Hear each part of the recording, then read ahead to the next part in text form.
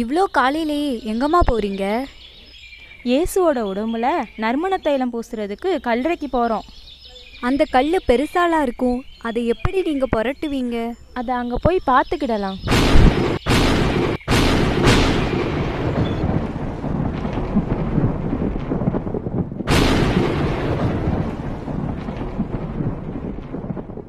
இயேசுவோட உடம்ப கல்லறையில் காணும்.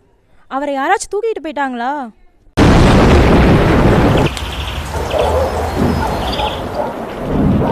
அதோ அங்க பாரு.